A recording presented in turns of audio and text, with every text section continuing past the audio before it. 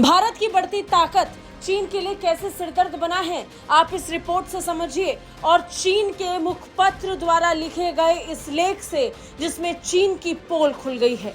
Global times में लिखा गया इस लेख का एक एक शब्द, एक एक लाइन इस बात को बता रहा है कि चीन भारत की उपलब्धि से कितना चिढ़ रहा है। भारत की बढ़ती सैन्य क्षमता पर आधारित ये पूरा लेख इस बात की बानगी है कि चीन किस तरीके से भारत को धमकी दे रहा है और भारत की ताकत भी जाहिर तौर पर मान रहा है।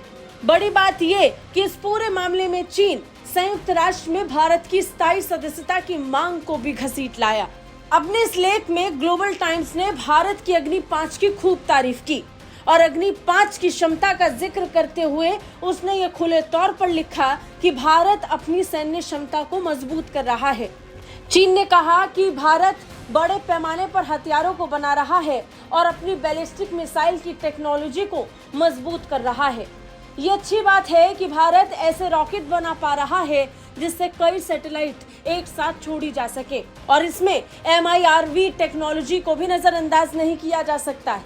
लेकिन तारीफ में पाकिस्तान ने जो भारत को लेकर अपना सरदर्द जाहिर किया, आप जरा वो भी देख लीजिए। चीन ने अपने लेख में भारत को खुले तौर पर धमकी दी। उसने खुले तौर पर कहा कि भारत को ऐसा माइंडसेट नहीं रखना चाहिए जिसमें वो अपने हथियारों की क्षमता को बढ़ाए, उसमें इजाफा करे और उसमें भारी भरकम निवेश करे।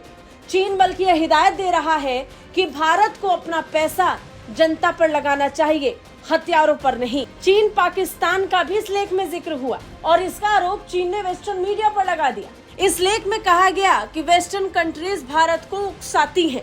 भारत जब इस तरीके के परीक्षण करती है, अपनी सैन्य क्षमता को मजबूत करती है, तो सीधे सीधे भारत की क्षमता को चीन और पाकिस्तान से जोड़ देती है। जैसे भारत अब तुरंत ही अपनी मिसाइल को लॉन्च कर देगा।